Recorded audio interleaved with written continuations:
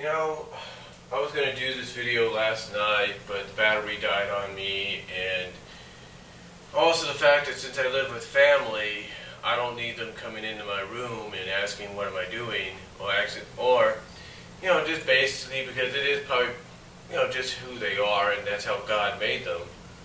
Just them opening the door out of habit, that instead of knocking. But again, that's how God made them, and I have to accept it that way. But anyway, I was watching several of your videos, Jeff, and one of the things I've noticed that you brought up in a lot of these videos, over not just the past few days, but in the past few weeks, the one question you always have is, why do we constantly have power struggle storylines in wrestling? Mostly more so in TNA. Why is TNA, and I don't use this word that very often in a video, but why does TNA have a fetish for power struggle storylines? Why is it constantly, after one power struggle storyline gets done, even after we have just a bit of a break, maybe a month or so break, we end up with another power struggle storyline? Well, I think what it is, Jeff, and this is just my opinion, you can agree with it all you want, you, Chase, anybody else can agree with it,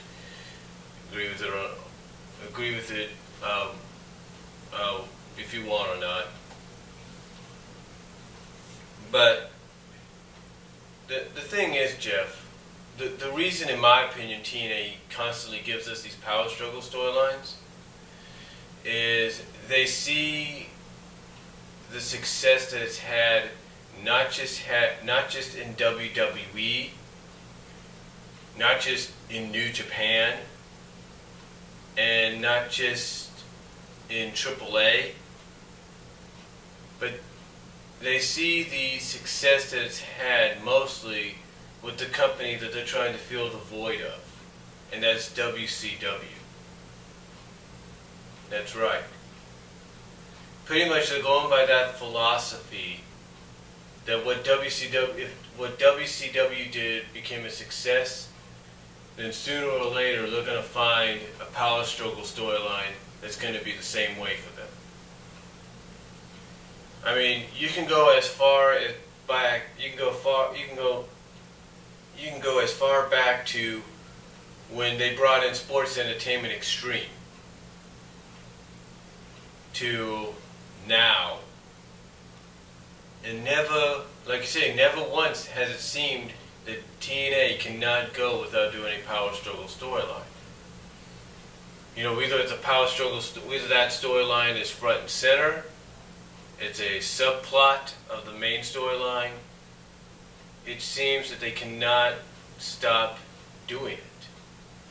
And again, it's mostly the fact that, in my opinion, they have seen what companies like WCW and WWE and New Japan and AAA have done with these power storylines, and how they have seen that it engages the fans' interest, and they pretty much feel, hey, we could do the same thing.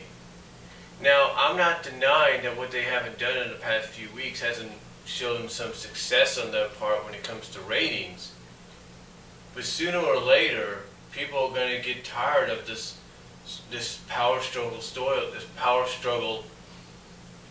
storyline within TNA, and they're going to be more like, when is this going to come to an end? When are we just going to move forward to something else? And more than likely, that something else could be another power struggle storyline.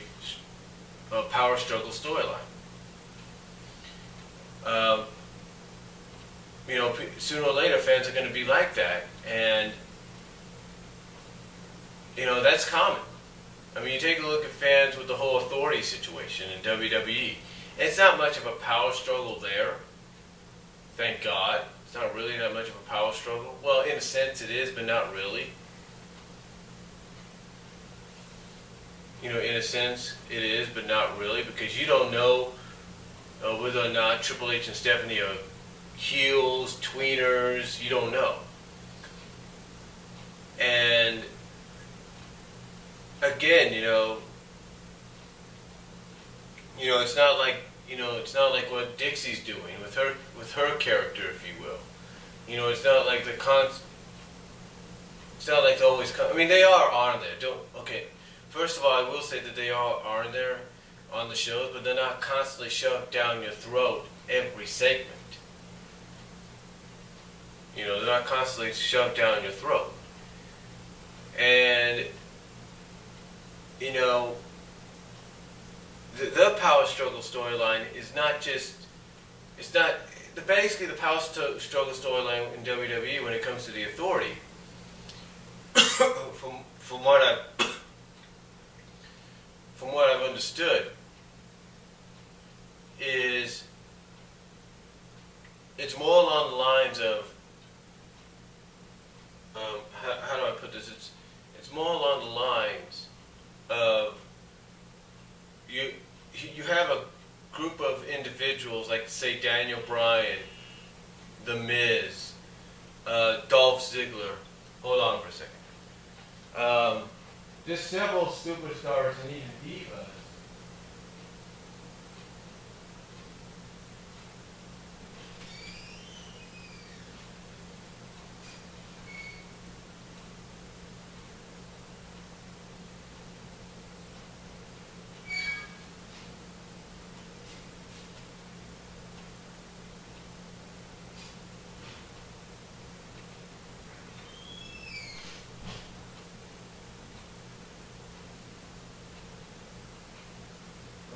I was just checking my laundry there. But like I was saying, you have several superstar. This power struggle storyline is, it's not as bad as, TNA's. I will say that. I mean, yes, you have two champions that act like chicken heel champions. Let's not deny that. But here's the thing, though. The power struggle storyline compared to TNA's is the big difference. They're not having people put their jobs on the line or trying to force people to put their jobs on the line in every match. They're not doing that. They're not saying, oh, well, if you lose to these guys or you lose to Magnus, you're going to lose your job. You're going to be out of a contract. You're gone from this company. No. Basically, when they would go up against somebody that's against them, they either make it a regular match, or they might just say, okay, let's see how good you are. We'll put you in a handicap match. And sometimes sometimes that handicap match is against the Shield. Maybe at times if they feel like it, they can throw the Wyatts in. But the point is, the power struggle storyline is not as ridiculous as TNA's, because you can't constantly keep having storyline-wise people put their jobs on the line or their careers on the line, that just to move the storyline about or just move the story forward. You can't constantly have that, and that is why people favor, and I know some TNA fanboys and fangirls may be upset about that, and be upset about this when I say this, and I apologize, but this is why you have a lot of wrestling fans, IWC, YWC, and wrestling fans in general, that prefer the Authority storyline, the Authority's power struggle storyline, over TNA's. Really, that's why. Because you can see the difference. Similar, but huge difference. Huge difference. It's a similar storyline, but it's a big, huge difference. And,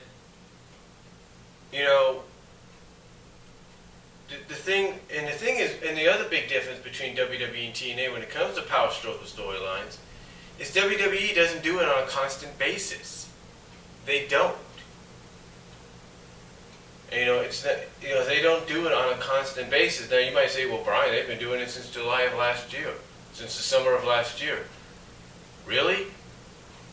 Okay, I can understand the whole concept of Vince McMahon wanting Daniel Bryan to shave the beard and this and that and blah, blah, blah. I get that.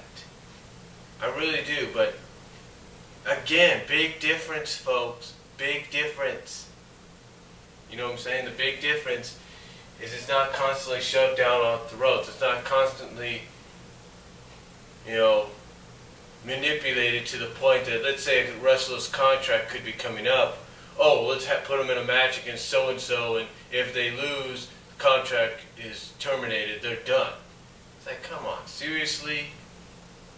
I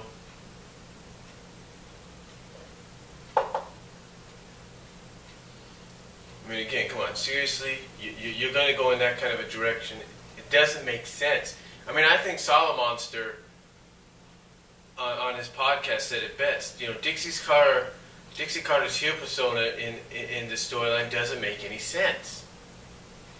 She doesn't come off as a believable heelish authority figure that's become punch drunk with power. That's become punch drunk, abusive drunk with power. She doesn't really come off as that. I mean, she comes off basically as hateable. I mean, I'm not going to deny that. And I have all respect for Dixie Carter for being the only female owner of a wrestling company right now. Full-fledged owner, that is. I have that respect for her, but she does come off characterized as a hateable heel. So yeah, it works for her, but it doesn't work in the sense that she's in the same category as Vicky Guerrero. I mean, Vicky Guerrero, heck, when she comes out, she's the SmackDown general manager. She comes out, people are booing her right out of the building. It's because she's had time to establish her character to the point that she gets a reaction every time. And she has a line, she has a saying that goes along with that reaction, and that saying is, "Excuse me." And believe it or not, that's why she gets that reaction. That's why people give her that reaction. Not just because it's the get off our TV or get off the stage or get out of the ring kind of, heat reaction. It's more like, we're going to give her this reaction because we want to hear those two words. Simple case scenario.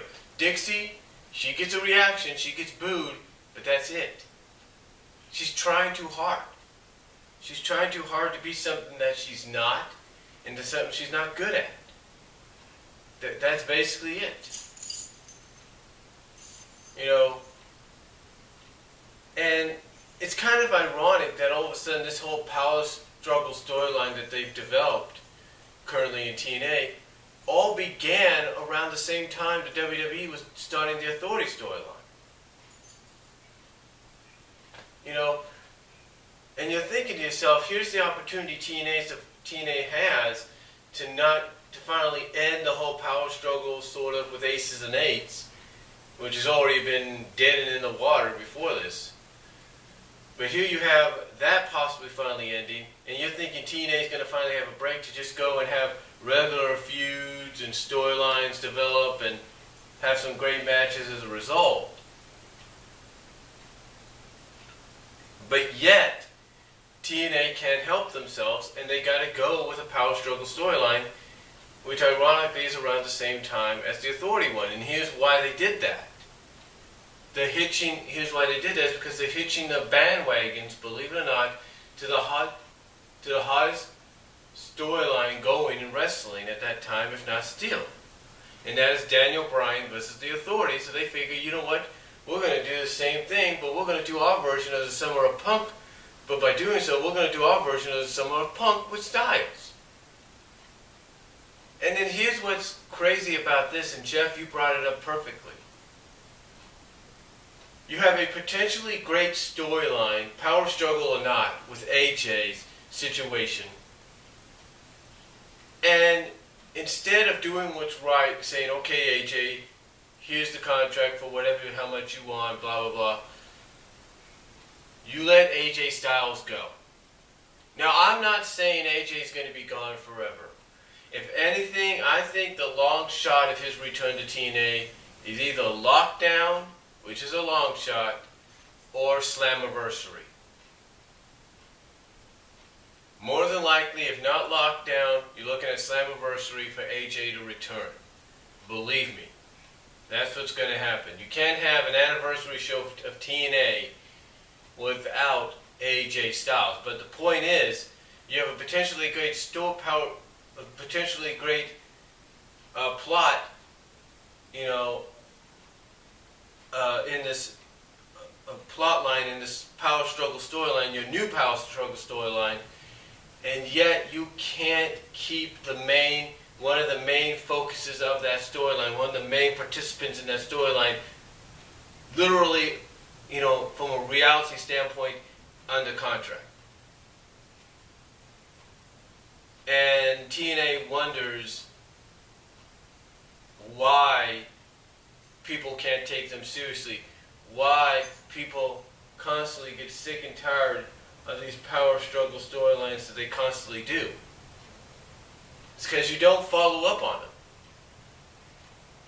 But the point is, Jeff, and I'm not trying to get off topic here or anything, the point is, the reason TNA constantly does this is because they see what other companies currently have done, are currently doing, or have done. I mean, you take a look at the fact that every time they do a power struggle storyline, they have some kind of faction of some sort be the main, some kind of heelish faction of some sort be the reason for that power struggle. Like I said, you go back to Sports Entertainment Extreme, that was one. Heck, you go to some of the smaller areas like Planet Jarrett, the Main Event Mafia, World Elite, if you will, when they tried to make Eric Young a top heel, which didn't work. Immortal, if you will, which you brought out. Fortune, even, if you wanted to add them in there.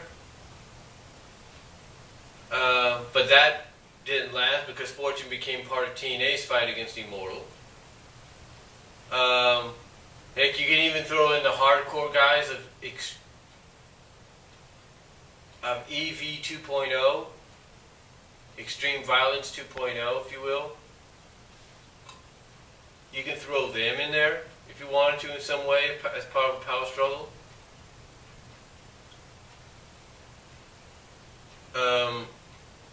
Aces and eights, like you said, whew, what more needs to be said about that?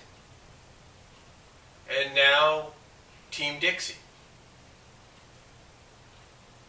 And again, it goes back to what I was trying to say earlier. It's almost like TNA's trying to find that one niche, that one power struggle storyline that's going to grab people's attention. It's going to grab them by the you-know-whats, and going to take them for a ride that they're never going to forget and that they're going to enjoy. It's like they're trying to find that one power struggle storyline, but the thing is, they're trying too hard, because basically what they're doing, in a sense, is they're trying to recreate, and I know this is some people might argue this, but in my opinion, Jeff, they're trying to recreate the NWO storyline back in WCW. That's what I look at. They're trying to recreate the NWO storyline, or if you want to go a little further, years later, they're trying to create the New Blood Millionaires Club storyline. That's what they're trying to do.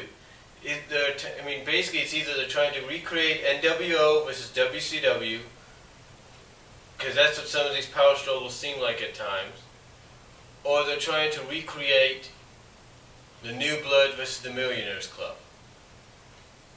And ironically, that was all WCW. Now you might say, well, what about WWF, WWE? Yeah, they are trying. You can notice that there are times they're trying to recreate maybe the corporation storyline in their own image, but still, it's like, what is the point about this? Why can't you just have a regular TNA has proven that they can actually do regular shows and have regular broadcasts and airings and all that without the use of a power struggle storyline, but it seems that 90% of the time, you're always going to end up having a power struggle storyline as the main event storyline of TNA. Whether it's a subplot in the main storyline or it's the main storyline period, you're always going to have some kind of power struggle. And I get exactly where you're coming from, Jeff, and I'm sure anybody else does. It's like, when is enough enough? I mean, like I just said, TNA has proven that they can do shows, they can have matches, they can have impact airings, they can have broadcast and airings of Impact Wrestling and pay-per-views and live events without power struggle storylines involved. You could have the main focus, if there should be any kind of main power struggle like storyline whatsoever, it should be a power struggle to be World Heavyweight Champion. It shouldn't be a power struggle for control of a company. It should be power struggle to be World Heavyweight Champion. It should be. I mean, you should have Magnus. You should have Magnus being the World Heavyweight Champion. You should have a whole line of people, starting with Joe, maybe going with Gunner, and then who knows who else, like maybe MVP, maybe Jeff Hardy, maybe even AJ Styles if he comes back, which I'm pretty sure he will. You should have them all part of that power struggle to want to get at Magnus and become the World Heavyweight Champion. You shouldn't have to have people storyline-wise do heel turns because, you want to continue this power struggle of control of a company. It doesn't work. People are basically sick of it, and I get that Jeff, you, and maybe others like the Tree of Woe show, your fellow OTRS Central members, or former OTRS Central members, and Rout, and Mr. Rout, and Metal D, and Mark Johnson, and Triple T, and even B-Rad.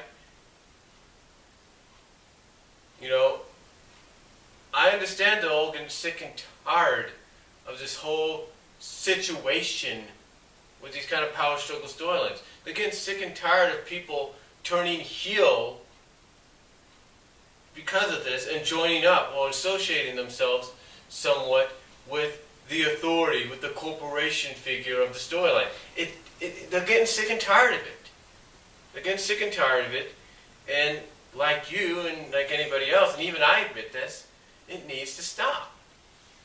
And mostly it needs to stop in TNA because TNA, doing a power struggle storyline, does not make you a success. Yeah, you've had some decent rating pops throughout the past few weeks, and that's great and all. That's terrific. But like I mentioned earlier, sooner or later those ratings are going to decrease because you're constantly doing the same thing. Constantly doing the same thing over and over and over and over and over again. And they're going to decrease even more so if you have Dixie's team go over in the lockdown main event, in the lethal lockdown. Yeah, you're gonna have it go down even more so if you have Dixie's team go over.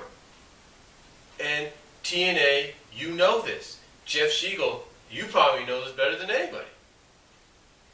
No offense to anybody else that watches and follows, but still, the point is, like you've tried to make and I'm trying to make, is power struggle storylines are not going to help your business, are not going to help your company whatsoever, because pretty much people know what's going to happen. I mean, again, going back to Solid Monster, I think it was. I mean, if the point of this whole Dixie Carter heelish, Madame Queen Dixie, storyline, whatever it is, abusive power storyline, if its goal is to make Dixie look like the dumbest, most uneducated wrestling company owner in history of wrestling, if its job is to make her seem like that, to where basically to quote what MVP said to her on Thursday night, to the point that she doesn't know a headlock from a padlock, then if that's the goal of the storyline, then guess what? Your mission is being accomplished, because pretty much that's how Dixie's coming off. You're making her look like an idiot. And if that's the goal of the storyline, the goal for her stable, for not just her, but for her stable, is to be a bunch of idiots, is to be a group of cowards that don't know what they're doing with all this power that they have, then fine, mission being accomplished. I mean, you have, and this is a spoiler, small spoiler alert, you have a situation in an upcoming episode of Impact to where, as they're setting up the lockdown teams with Lethal Lockdown, you have Dixie signing 10% ownership or interest of the company, 10% interest of the company over to Bobby Roode. 10% ownership or interest or whatever you want to call it to Bobby Roode. 10%. Just to get him to be part of her team, or at least captain her team. And it's like, again, going back to what I said and what anybody else has pointed out, if this storyline is to make her look like the dumbest, most uneducated wrestling owner of wrestling owner of any kind of promotion in the history of pro wrestling, mission being accomplished, because what wrestling owner goes around and gives a superstar, a wrestler, a knockout diva, whatever you want to call them, 10% interest or 10% shares or ownership in the company just to get them to just because she wants them to captain her team? What that shows is not just desperation. That shows, I don't know what to do. Oh, I know. Let me sign over 10% of my company. Now again, 10% in the real world may not mean a lot when it comes to owning a business or having some kind of interest or share in the business. It may not mean a lot, but in the end it can mean more than people think. And like I said, if the goal of the storyline, as Solomonster has pointed out, as I'm pointing out, and I'm sure anybody, Jeff Shiegel, Chase Oliver, any of you might agree with, if the point of this storyline is to make Dixie look like the dumbest wrestling owner in the world, the most uneducated wrestling owner in the world, mission being accomplished, because you're doing exactly that, TNA. But you see, that's why people can't always take these power struggle storylines in your company seriously. Because unless you have someone that can be taken seriously, even though the end result's going to be the same as always, people are not going to watch. The only reason, and this is all due respect, only reason a lot of fans tuned into TNA this week is because it was overseas. And they wanted to see what the crowd reaction was going to be like. They wanted to see how big TNA could make, or how big TNA could be to many of these fans. That's the only reason sometimes fans tune in. Not just because of the wrestling or the storylines, which I admit they are getting better at, except for the power struggle deal. But the point is, one of the main reasons is just to see how the crowd reacts. Because believe it or not, with any wrestling company that goes overseas, the UK crowds, those crowds